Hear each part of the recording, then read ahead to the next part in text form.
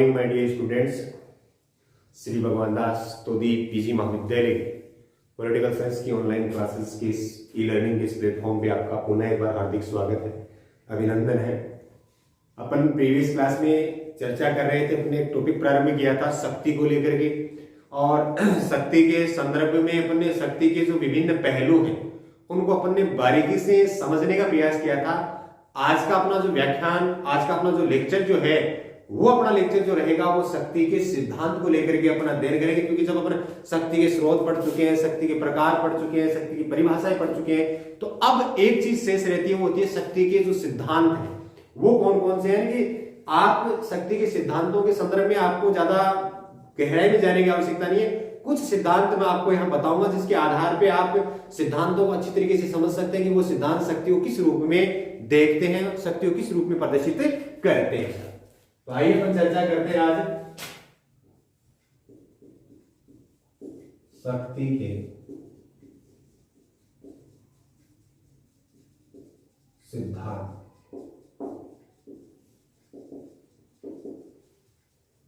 Theory of power ये जब अपन चर्चा करते हैं तो अपन क्या देखते हैं कि शक्ति के कौन कौन से सिद्धांत हैं। क्योंकि आज के इस लेक्चर के बाद ये मानिए कि आज का अपना जो शक्ति का जो टॉपिक अपन ने प्रारंभ किया है ये पूर्ण समाप्त हो जाएगा। उसके बाद अपन जो सत्ता है, वैधता है, उनको लेकर के अगले व्याख्यान जो अपने रहेंगे वो सत्ता को और वैधता के संदर्भ में अपन रहेंगे।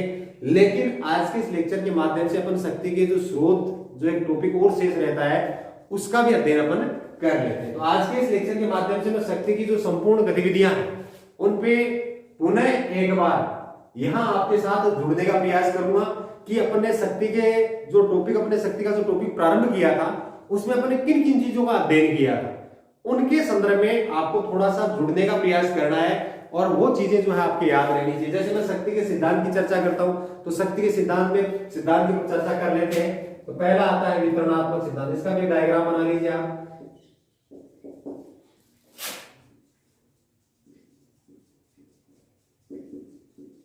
वितरणात्मक सिद्धांत एक हो गया। दूसरा है सांस्कृतिक सिद्धांत।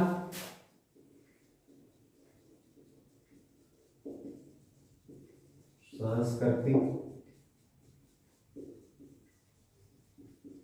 सिद्धांत। तीसरा जो सिद्धांत है वो है वर्ग संघर्ष का सिद्धांत, कार्ल मार्क्स वाला, जो है आपकी मार्क्सवादी विचारधारा भी रहेगी, उस पर भी अपन डिस्कस करेंगे। और नारीवादी सिद्धांत, वर्ग संघर्ष का सिद्धांत।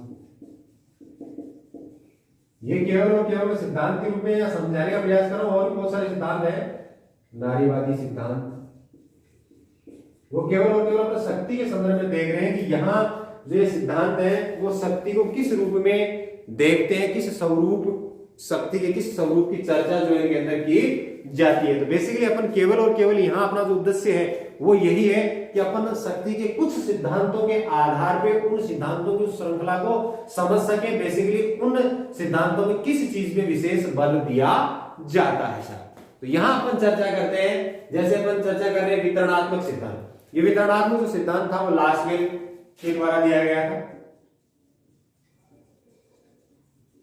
लास्वेल, अब आपको पता है लास्वेल का नाम जब अपन ने व्यवहारवाद का अध्ययन किया था तो उसमें कुछ विचारक जो थे शिकागो त्रिकोण का नाम आता है। यानी कि अपन जब अध्ययन करते हैं, अध्ययन करते समय कुछ चीजें जो होती है, जो विशेष तौर से किसी विचारक का पर्टिकुलर नाम आना, किसी पुस्तक का नाम आना, किसी सिद्धांत की दोबारा पुनरावृत्ति होना, तो जब ये चीजें पुनः आपके सामने किसी नए टॉपिक में आती हैं, तो जब आप प्रीवियस कक्षाओं के अंदर, प्रीवियस टॉपिक के अंदर उन चीजों का अगर अध्ययन आप कर चुके हैं तो निश्चित तौर से उनसे जुड़ी हुई कुछ बातें जो हैं वो आपके मस्तिष्क में चलनी चाहिए। जैसे मैंने आपको यहां बताया, जैसे लास्वेल का मैंने नाम लिखा है, लास्वेल ने वितरणात्मक सिद्धांत जो है उसके आधार पर अपन शक्ति अर्थात संसाधनों की अपन चर्चा करेंगे।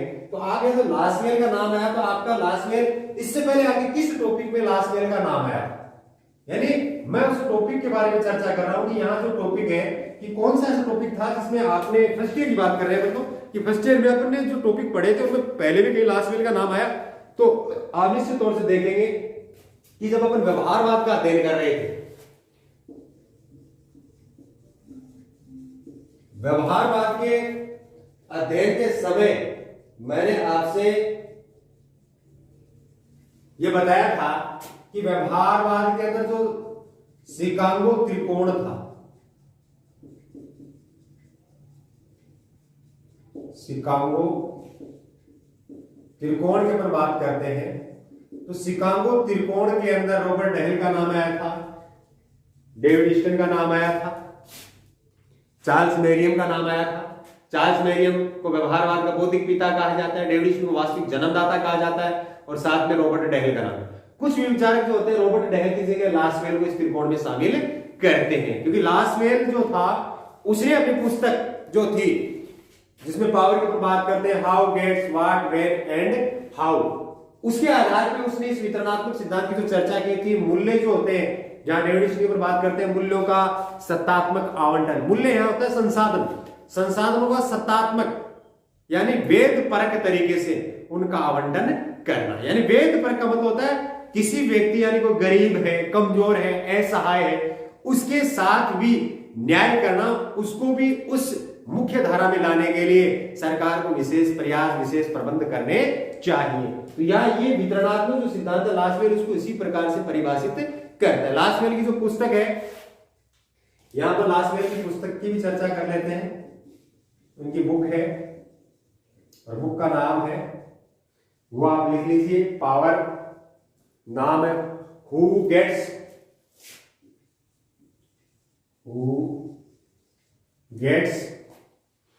व्हाट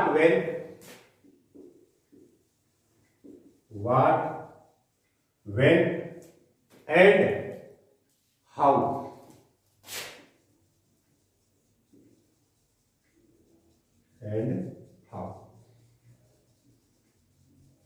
क्या, कब, कैसे, कौन, कब, कैसे, क्या प्राप्त करता है। तो ये इसकी पुस्तक का जो टाइटल था। इस पुस्तक के अंदर लास्टवेल ने वितरणात्मक जो शक्ति का वितरणात्मक जो सिद्धांत है वो प्रस्तुत किया था। यानी कि ये जो पुस्तक है लास्टवेल की, इस पुस्तक के अंदर लास्टवेल ने शक्ति का वितरणात्मक सिद्धांत प्रस्तुत किया। आप साथ साथ नोट्स बनाते रहे, मैं बोल रहा हूं उसके आधार पे आप बनाते रहे। और इस पुस्तक में वह कहता है कि मूल्यों यानी कि बेसिकली बल जो है वो है मूल्यों, और मूल्यों को किस रूप में देखा जाता है, संसाधनों, यानी संसाधन रख सकते हैं आप, ये है संसाधन। मूल्यों का या मूल्यों के वितरण के समय शक्ति का जो झुकाव है, मूल्यों के वितरण के समय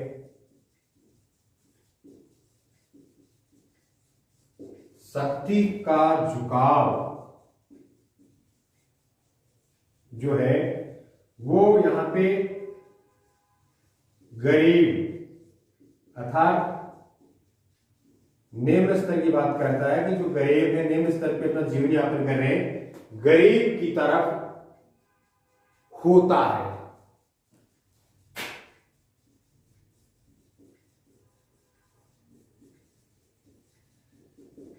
गरीब की तरफ होता है, उसे लास्टवेल उपचारात्मक विधि का नाम भी देता है। इसे उपचारात्मक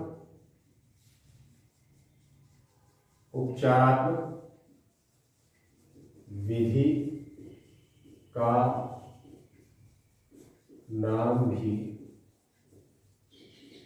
देता है, उपचारात्मक विधि का नाम भी देता है। अब देखिए, जब अपन शक्ति के वितरणात्मक सिद्धांत की अपन चर्चा करते हैं तो सबसे पहले नाम आता है साहब लास्टवेल का। कि लास्टवेल जो थे वो अपनी पुस्तक who gets what when and how, यानी कौन, कैसे, कब, क्या प्राप्त करता है।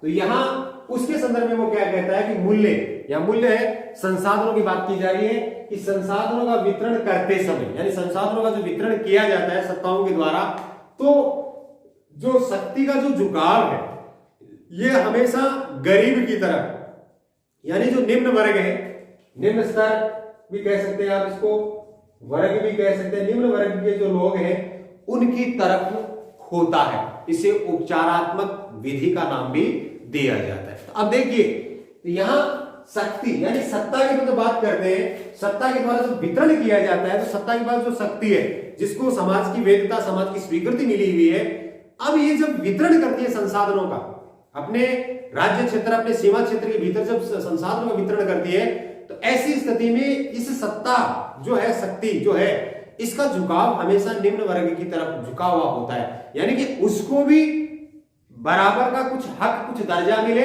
ताकि वो भी समाज की मुख्य धारा के अंदर शामिल हो सके। तो ये बात यहाँ पे लास्टवेल के द्वारा कही गई है। यहाँ इसके आधार पे आप देख सकते हैं वितरणात्मक सिद्धांत जो होता है वो संसाधनों के वितरण की बात करता है, और संसाधनों का वितरण जो है वो वेदपरक तरीके से होना चाहिए, उसकी बात स्वीकार करता है। लेकिन थोड़ा सा इसमें जो सरकार, जो सत्ता जो होती है, उसका झुकाव जो होता है वो निम्न वर्ग की ओर होता है, ताकि उसको भी समाज की मुख्य धारा के साथ लेकर के समाज को जो है एक उन्नति के मार्ग पर अग्रसर किया जा सके। तो ये बात यहाँ पे कही गई। दूसरा आता है साहब सांस्कृतिक जो सिद्धांत आता है, ये जो होता है इसमें वही चीज थी जो अपन पहले देख चुके हैं, स्रोत की बात अपन ने की थी, तो इसमें भी जो नाम आया था विल्किम लेखा जो विचारक थी उसका नाम आया था, और इसने इस तत्व पे विशेष बल दिया था। और इसमें वही चीज है कि यहाँ किसी भी राष्ट्र की जो शक्ति है वो निश्चित तौर से उसका जो सांस्कृतिक जो तत्व होता है, जो संस्कृति जो होती है वो महत्वपूर्ण होती है। अगर संस्कृति, किसी राष्ट्र की संस्कृति इतनी सशक्त है कि दूसरी संस्कृति को अपनी संस्कृति के साथ जुड़ने नहीं देती है, अपनी संस्कृति में प्रवेश नहीं करने देती है, तो निश्चित तौर से उस राष्ट्र की जो सांस्कृतिक शक्ति है वो पावरफुल है। दूसरी ओर किसी राष्ट्र की सांस्कृतिक शक्ति में अन्य संस्कृति आसानी के साथ प्रवेश कर जाए, इसका मतलब उसका जो सांस्कृतिक तत्व है वो कमजोर है, अर्थात उसकी जो सांस्कृतिक शक्ति है वो क्या है, कमजोर है। तो यहाँ सांस्कृतिक तत्व के आधार पर, सिद्धांत के आधार पे अपन के संदर्भ में यही बात आती है कि राष्ट्र की संस्कृति में जब त्याग और बलिदान, जैसे अपन ने भारत का जब आप स्वतंत्रता का संग्राम का जब अध्ययन आप करते, और आपको पता है कि उस समय अनेक सारे जो धर्म सुधारक थे, अनेक सारे जो समाज सुधारक थे, उन्होंने समाज में पुनर्जागरण की एक नई लहर पैदा की थी, अर्थात लोगों को अपनी संस्कृति जो थी, अपनी संस्कृति के प्रति पुनः जगाने का प्रयास किया था। अपने जो कार्यशैली पहले के अतीत की रही थी वो उनके सामने पुनः लेकर के आए, और अपनी कविताओं के माध्यम से समाज के अंदर जो कुरीतियां थी, जो समाज के विकास में बाधक थी, उनको दूर करने के लिए, धार्मिक जो कट्टरता थी उसको समाप्त करने के लिए। तो कहने का मतलब है कि यहाँ ये जो सांस्कृतिक तत्व की बात करें, तो ये भारत के राष्ट्र की संस्कृति की बात करें, तो जो अतीत के अंदर इतनी अच्छी संस्कृति के रूप में थी, जो संपूर्ण विश्व के अंदर भारत एक विश्व गुरु के रूप में पहचाना जाता था, लेकिन धीरे धीरे विदेशी ताकतें जैसे भारत में प्रवेश करती हैं, उसके सांस्कृतिक तत्वों के अंदर प्रवेश करके उसको क्या कर देती है, खोखला बना देती है, कमजोर बना देती है, और नई पीढ़ी जो आती है उसके सामने एक नई संस्कृति जो है सामने दिखाई देती है। पुरानी संस्कृतियां ना, जो खुद की स्वयं की संस्कृति थी, उसके जो गुण थे वो धीरे धीरे क्या हो जाते हैं, समाप्त हो जाते हैं। तो कहने का मतलब है कि संस्कृति जो सिद्धांत है ये भी एक राष्ट्र की संस्कृति के रूप में अपन देख सकते हैं कि किस प्रकार से अगर संस्कृति के जो कारक है, संस्कृति के जो तत्व है वो अगर सशक्त होते हैं तो दूसरी संस्कृतियों को अपने अंदर प्रवेश नहीं करने देते हैं, जो एक शक्ति के संचयन का एक आधार होती है। और यहाँ साथ में ये भी कहा गया है कि किसी भी राष्ट्र को अगर तोड़ना, किसी भी व्यक्ति को अगर तोड़ना है तो वहां उसकी संस्कृति जो है, उस संस्कृति से उस व्यक्ति को अलग कर दीजिए। व्यक्ति कमजोर हो गया, राष्ट्र अपने आप कमजोर हो जाएगा सर। तो यहाँ इस तत्व की बात यहाँ पे उठाई गई थी। इसके अलावा अपन वर्ग संघर्ष के सिद्धांत की चर्चा करते हैं, यहां पर भी शक्ति। अब ये सिद्धांत कार्ल मार्क्स ने प्रस्तुत किया था, और कार्ल मार्क्स क्या कहता है, वर्ग संघर्ष यानी कि दो वर्गों के बीच में क्या है, संघर्ष देखने को मिलता है। कार्ल मार्क्स समाज की भिन्न भिन्न अवस्थाओं की चर्चा करता है, दास युग की चर्चा करता है। दास युग के बाद समाज जो था सामंतवाद में बदला, सामंतवाद के बाद जो समाज जो था वो पूंजीवाद में बदला, पूंजीवाद के बाद समाज साम्यवाद में प्रवेश करता है। लेकिन उससे पहले पूंजीवाद और साम्यवाद के बीच एक संक्रांतिकालीन का दौर आता है, जिसको वह सर्वहारा वर्ग तंत्र का अधिनायकवाद का नाम देता है। तो यहाँ वो वर्ग संघर्ष की चर्चा करता है कि ये जो वर्ग संघर्ष है ये भी एक शक्ति के रूप में देखता है। तो ये वर्ग संघर्ष में बेसिकली जो महत्वपूर्ण जो चीज है वो है साहब अर्थव्यवस्था। अर्थव्यवस्था कह दीजिए या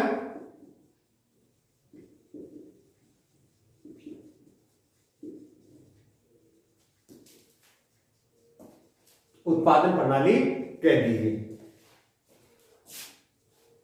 तो इस आधार पर वो क्या कहता है कि जिस वर्ग का, यानी कि जिस वर्ग का अर्थव्यवस्था पे नियंत्रण होता है वह शोषक वर्ग कहलाता है। यानी यहां दो वर्गों की चर्चा हो जाती है, एक तो होता है शोषक वर्ग और दूसरा वर्ग होता है शोषित वर्ग।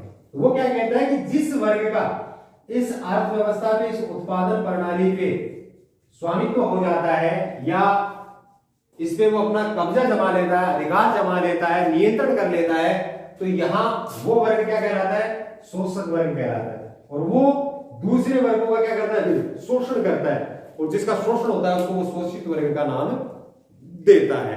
तो इस प्रकार से भी वह वर्ग संघर्ष के सिद्धांत के आधार पर भी शक्ति की चर्चा करता है कि यहाँ किसी वर्ग विशेष में शक्ति जो है वो कैसे आती है। तो यहाँ ये जो संघर्ष है, ये संघर्ष अधिकार हितों को लेकर के, जहां अर्थव्यवस्था के रूप में वो उसको परिभाषित करता है कि अर्थव्यवस्था या उत्पादन प्रणाली पे जिस वर्ग का नियंत्रण स्थापित हो जाता है वो शोषक वर्ग होता है। ताकि उसके पास क्या आ गई? शक्ति आ गई, क्योंकि संपूर्ण समाज जो है वो अर्थव्यवस्था जो है उसका आधार है। बाकी की जितनी भी गतिविधियां हैं, चाहे वो राजनीतिक गतिविधियां हो, चाहे आर्थिक गतिविधि, सांस्कृतिक गतिविधि हो, धार्मिक गतिविधि हो या समाज की कोई अन्य गतिविधि हो, ये सारी गतिविधियां को जो है वो अर्थव्यवस्था पर निर्भर करती है। यानी किसी समाज के अंदर अपन उन्नति की बात करते हैं, समाज की प्रगति की बात करते हैं, तो यहाँ उसका आधार जो है वो उत्पादन प्रणाली है। बाकी जो अन्य गतिविधियां हैं, चाहे सामाजिक हो, राजनीतिक हो या सांस्कृतिक हो, धार्मिक हो, ये सारी गतिविधियां जो है अधिरचना के रूप में होती हैं। और उनमें जो परिवर्तन की जो बात की जाती है, मार्क्स कहता है कि जब आधार में परिवर्तन होता है, आधार मजबूत होता है, तो अधिरचना में परिवर्तन होता है। और अधिरचना में जो ये परिवर्तन जो दिखाई दे रहा है, ये क्षैतिज परिवर्तन होता है, अर्थात छोटा परिवर्तन जो होता है वो दिखाई देता है। लेकिन समाज में यही क्षैतिज परिवर्तन जो होता है ऊर्ध्वाधर परिवर्तन लेकर के आता है।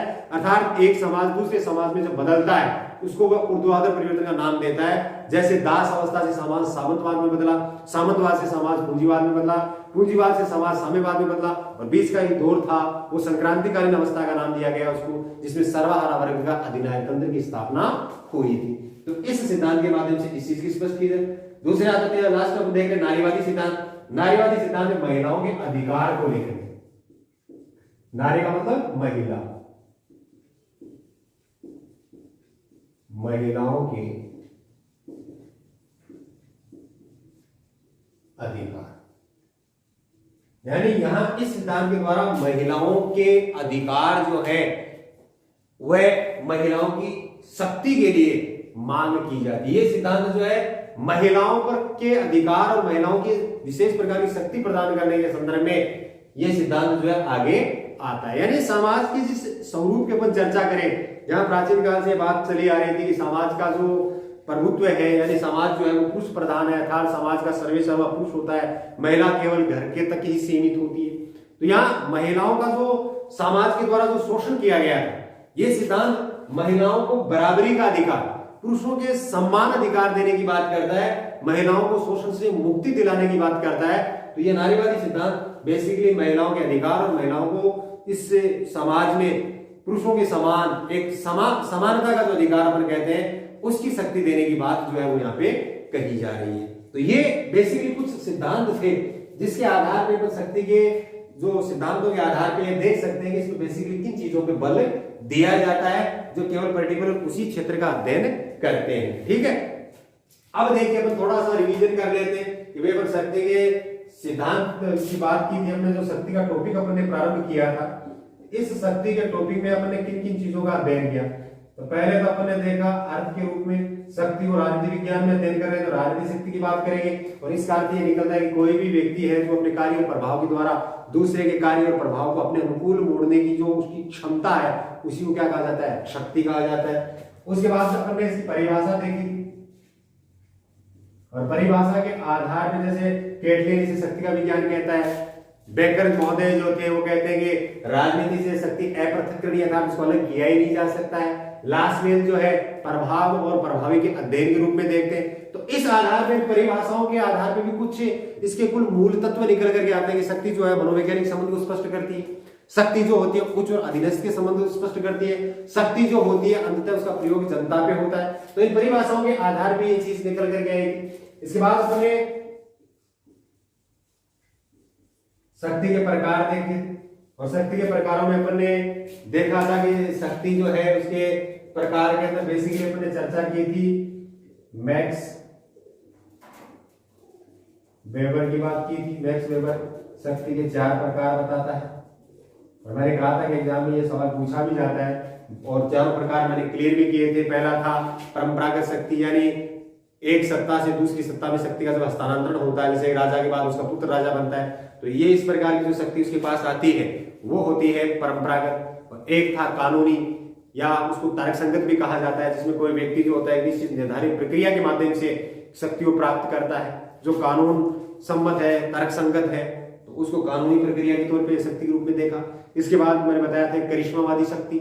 तो इसमें क्या होता है कि कोई व्यक्ति जो होता है अपने व्यक्तित्व के प्रभाव, अपनी विचारधारा के, अपने गुणों के आधार पे समाज की जो स्वीकृति है अपनी शक्ति को दिला देता है और उसके आधार पर वो सर्वे सर्वा बन जाता है। जैसे मैंने हिटलर का नाम लिया था, आपको बताया था उस समय, तो ये उसकी करिश्मावादी शक्ति थी। इसके बाद आता है दमनात्मक शक्ति, जिसमें कोई व्यक्ति जो होता है अपने शक्ति के माध्यम से दमन करके सत्ता को प्राप्त करता है, तो वो शक्ति का दमनात्मक रूप कहलाता है। तो इस प्रकार अपने शक्ति के प्रकार जो थे उनका अध्ययन अपन ने यहाँ पे किया था।